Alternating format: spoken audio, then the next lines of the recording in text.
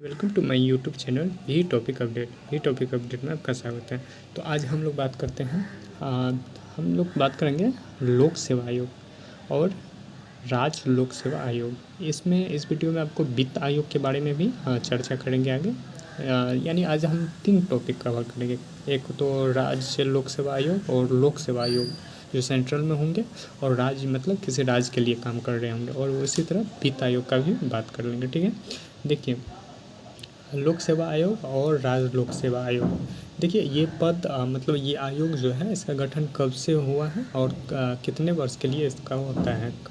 देखिए ये जो है आपको 1919 के भारत सरकार अधिनियम एक्ट के द्वारा 1926 में इसका स्थापना होता है। ठीक है, स्थापना इससे याद रखिएगा, पूछा गया अभी भी बिहार पुलिस के एग्ज़ाम में इसका एग्ज़ाम में पूछा गया था कि जो राज्य लोक सेवा आयोग का स्थापना कब हुआ है, तो 1926 में। देखिए 1924 में जो है ना, इस आयोग की सिफारिश के लिए विधि आयोग द्वारा एक सिफारिश की गई थी कि जो ऐसी एक संस्था होनी चाहिए, क्या तो लोक सेवा आयोग जैसे ऐसे संस्था होनी चाहिए। जिसका सिफारिश किसने किया है, तो ये किया है आपको विधि आयोग ने। देखिए इनके सदस्य जो होते हैं, इसके नियुक्ति कौन करता है। देखिए इसके राष्ट्रपति द्वारा जो होता है ना, इसके सदस्य और अध्यक्ष का नियुक्त किया जाता है। इसमें देखिए एक तो सदस्य अध्यक्ष होते हैं और इनके अलावा 4 अन्य सदस्य होते हैं। ठीक है, और वो सभी संख्या भी निर्धारित राष्ट्रपति के द्वारा ही होता है। मान लीजिए कि अभी संख्या 4 है, इसको बढ़ाया और घटाया जाने का अधिकार भी राष्ट्रपति को ही है। आगे हम लोग बात करेंगे। देखिए वर्तमान में जो है सॉरी, इसमें थोड़ा सा मिस्टेक मैंने कर दिया कि देखिए इसमें एक ये जो लोक सेवा आयोग, इसमें 10 सदस्य होते हैं। वर्तमान में 10 है। मान लीजिए ये संख्या जो है ना, आगे पीछे करने या कम करने और ज़्यादा करने का अधिकार किसको है, तो राष्ट्रपति को होता है। इसके कार्यकाल की बात कर लें तो देखिए 6 वर्ष या 65 वर्ष, यानी कि 6 वर्ष। मान लीजिए कि कोई भी इसका कार्यकाल चुना जाता है तो उसका कार्यकाल तो 6 वर्ष होगा। 65 वर्ष मतलब ये होता है कि मान लीजिए कोई अगर 60 वर्ष के एज में चुनाता है तो 65 में उसका 5 वर्ष पूरेगा, तो वो 65 वर्ष तक ही रहेगा 5 साल के लिए। 6 साल उस स्थिति में होगा। मान लीजिए जिसका 55-56 एज पूरा है तो वो 6 साल के लिए सदस्य रह सकता है। देखिए दोनों की इसमें बात हो रहा है, किसमें, अध्यक्ष और सदस्य दोनों का कार्यकाल 6-65 होता है। और ये किसके लिए है, तो सेंट्रल वाला यानी लोक सेवा आयोग, वही राज्य लोक सेवा आयोग का कार्यकाल 6-62 हो जाता है। ठीक है, 6 या 62 होता है, जो आगे हम लोग चर्चा करेंगे। देखिए नियुक्ति का राज्य की बात कर लें अब, जैसे केंद्र में हो जाता है वो अपने सेंट्रल लेवल पे काम करते हैं, तो राज्य के लिए काम करता है राज्य लोक सेवा आयोग। ठीक है, इसका नियुक्ति देखिए बहुत इंपॉर्टेंट सवाल है, ये पूछा जाता है कि इसका नियुक्ति कौन करता है। देखिए राज्य का लोक सेवा आयोग है तो वो राज्यपाल करेंगे, लेकिन एक पॉइंट जो सबसे ज़्यादा पूछा जाता है एग्ज़ाम में, कि इसको हटाने का अधिकार जो है ना राज्यपाल को नहीं होता। ये नोट्स कर लीजिएगा आप। ये जो है राज्यपाल इसको नियुक्त करता है, लेकिन हटाने का अधिकार सिर्फ राष्ट्रपति को होता है। देखिए राज्य लोक सेवा आयोग की बात कर लें तो इसका कार्यकाल होता है 6 या 62 वर्ष का होता है। मतलब जितने भी सदस्य होते हैं और अध्यक्ष सभी का कार्यकाल सेम होता है। आगे आइए, कार्यकाल के दौरान मान लीजिए कोई भी सुप्रीम कोर्ट के प्रतिवेदन पर तथा कुछ निहरताओं के होने पर एक्ट आर्टिकल 317 के तहत इसको हम राष्ट्रपति द्वारा हटाया जाता है। ठीक है, याद रखिएगा। देखिए क्या होता है, मान लीजिए कार्यकाल के दौरान कुछ ऐसे ये कार्य किए हो, तो उस निहरताओं को रखते हुए सुप्रीम कोर्ट जो है राष्ट्रपति को ये आश्वासन देगा कि आर्टिकल 317 के तहत इसको हटाया जा सकता है। ठीक है, हम देखिए इसमें बहुत सारे इम्पोर्टेंट्स आर्टिकल हैं जो आपको देखना चाहिए। देखिए आर्टिकल भाग की बात कर ले तो भाग 14 में है, भाग 14 में क्या है, लोक सेवा आयोग का गठन। ठीक है, गठन मतलब लोक सेवा आयोग की बात किया गया है। इसमें 2 अध्याय हैं। एक अध्याय तो 308 से आर्टिकल 308 से 314 तक है, और 315 से 323 अध्याय 2 में है। ठीक है, भाग 14 के दूसरे अध्याय में 315 से 323 तक क्या, लोक सेवा आयोग के बारे में। देखिए आर्टिकल 315 की बात कर लें तो कह रहा है कि संघ एवं राज्य में एक लोक सेवा आयोग होनी चाहिए। मतलब एक लोक सेवा होनी चाहिए। ये कौन से आर्टिकल में? 315। देखिए उसके पद अवधि यानी कि कितने साल के लिए रहेंगे और सदस्यों का नियुक्ति जो है ये इनकी बात कौन करेगा? तो ये आर्टिकल 316 यही दोनों पूछा जाता है। मान लीजिए जितने भी एग्ज़ाम होते हैं अभी कॉम्पिटिटिव या हाल ही के बीपीएससी यूपीएससी में, तो उम्मीद रखिए कि दो ही आर्टिकल सबसे ज़्यादा पूछे जाते हैं। एक तो 315 में है क्या? संघ लोक सेवा आयोग, राज्य लोक सेवा आयोग है। और वही 316 में क्या है? तो 315 और 316 इसमें सदस्यों की नियुक्ति एवं पद अवधि की बात की गई है। अब देखिए 317 में भी हम अपने ऊपर बात किया कि सुप्रीम कोर्ट सिफारिश करेगी और इसको हटाएगा कौन? राष्ट्रपति। या तो सदस्य को हटा सकता है या निलंबन, ये दोनों 317 में, ये 3 आर्टिकल ही है जो आपको याद करना चाहिए। आगे 320 और 20, 21, 22, 23 आपको देख लेना चाहिए जो थोड़ा सा इम्पोर्टेंट है। देखिए बात कर लें 320 में, आर्टिकल 320 में कर रहा है तो उसका कृत्य होना चाहिए, और 321 में कृत्यों पर विचार करना चाहिए। 322 में व्यय है और 323 में प्रतिवेदन है। ठीक है, तो ये 4 भी थोड़ा इम्पोर्टेंट है, आप देख लीजिए। मान लीजिए आप 3 आर्टिकल इसके लिए याद कर सकते हो। और भाग 14 है ये भी याद रखिएगा। ठीक है, और कार्यकाल याद रखिएगा। आगे आइए, देखिए आगे है आपका वित्त आयोग। अब यहाँ से डायरेक्ट क्वेश्चन हर एग्ज़ाम में आपको देखने को मिल जाएगा कि वित्त आयोग का आर्टिकल कौन सा है। तो हम लोग आर्टिकल से ही स्टार्ट करते हैं। देखिए वित्त आयोग के आर्टिकल की बात कर लें तो 280 में बोला गया है कि वित्त आयोग का गठन किया जाएगा। ठीक है, वित्त आयोग का गठन की बात कर लें तो कितने में है? तो आर्टिकल 280 में। देखिए वित्त आयोग का गठन प्रत्येक 5 वर्ष के लिए होता है, लेकिन 5 वर्ष के लिए होता है, लेकिन वो कार्यकाल से पहले उनका गठन हो जाता है। मान लीजिए राष्ट्रपति उसका गठन करता है। ठीक है, ये भी याद रखिएगा, इसका गठन का अधिकार किसको है? तो राष्ट्रपति के लिए के पास होता है वो। मान लीजिए इसके सदस्य जो होते हैं कितने होते हैं? तो एक अध्यक्ष और 4 अन्य सदस्य होते हैं वित्त आयोग में। वित्त आयोग की बात कर लें तो 4 सदस्य और 1 अध्यक्ष होते हैं वित्त आयोग में।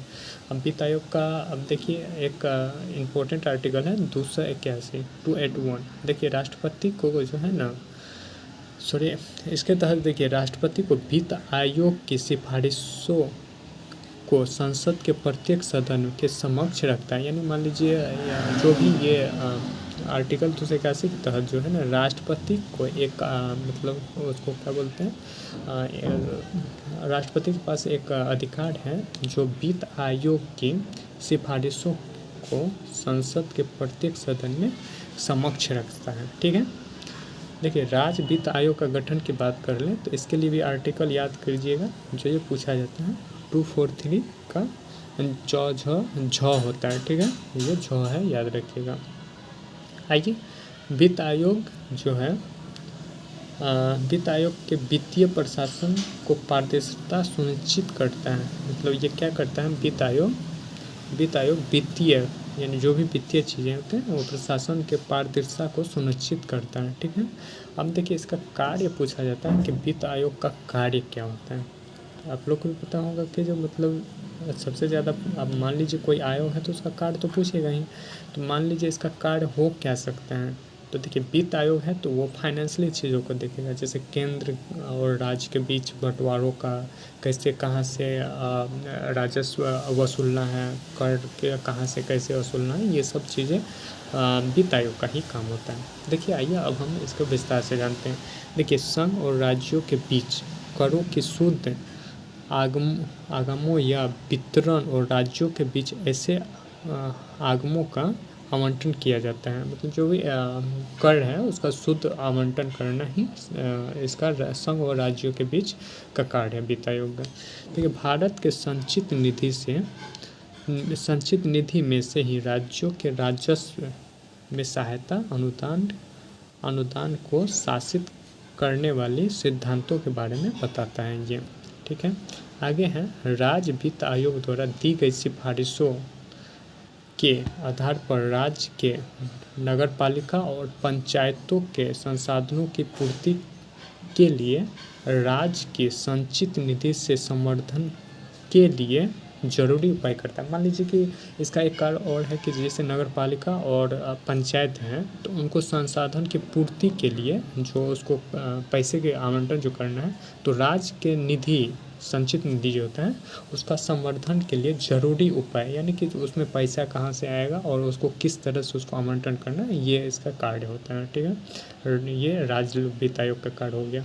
अब देखिए राष्ट्रपति के द्वारा जो होता है ना, राष्ट्रपति के द्वारा वित्त आयोग को सुदृढ़ वित्त के हित में निर्देश और कोई अन्य विषय सौंपे जाने पर वित्त आयोग अपनी सलाह देता है। ठीक है, ये क्या करता है, राष्ट्रपति के द्वारा जो वित्त आयोग जो होता है ना, उसको सुदृढ़ वित्त के हित में निर्देश और कोई अन्य विषय सौंपे जाने पर वित्त आयोग अपनी सलाह भी राष्ट्रपति को देता है। आगे बात कर लें वित्त आयोग का गठन। देखिए पहले वित्त आयोग का गठन जो है 1951 में किया गया था। ठीक है, याद रखिएगा, ये डेट पूछता है। वित्त आयोग 1951 में किया गया था और पहले वित्त आयोग का जो अवधि होता है 52 से 57 तक, याद रखिएगा 5 वर्ष के लिए होता है। उससे पहले इसका वित्त आयोग या मान लीजिए इसका कार्यकाल चल रहा हो तब पर भी राष्ट्रपति उसका पहले अगले कार्यकाल के लिए पहले से गठन कर लेता है। ठीक है, देखिए इसका पहले हेड बहुत काफ़ी पूछा जाता है, तो कैसे नियोगी था। और आगे की बात करें, देखिए वर्तमान में अभी 16वें क्रम का है। वर्तमान में की बात कर लें तो अभी 16वें क्रम का जो है गठन हो गया है। ठीक है, 16वें वित्त आयोग का जो है अध्यक्ष अरविंद पनगड़िया को बनाया गया है। लेकिन अभी जो चल रहा है वर्तमान में ये 15वां क्रम है और 15वां क्रम जो है इसका गठन देखिए 17 में ही हुआ था, 1917 में। और ये इसका 21 से 26 तक इसका क्या है कार्यकाल है। गठन तो पहले देखिए 17 में ही हो गया 21 वाला, और कार्यकाल की बात कर लें तो ये है कितने 21 से 26। इसका अध्यक्ष कौन है तो NK सिंह। तो याद रखिएगा 15वें क्रम, फर्स्ट क्रम और 16वें क्रम जो अभी वर्तमान में गठन इसका अध्यक्ष को नियुक्त कर दिया गया है राष्ट्रपति द्वारा, तो ये अरविंद पनगड़िया है। तो ये काफ़ी अभी एग्ज़ाम में पूछा भी गया है और आगे भी पूछे जाएंगे।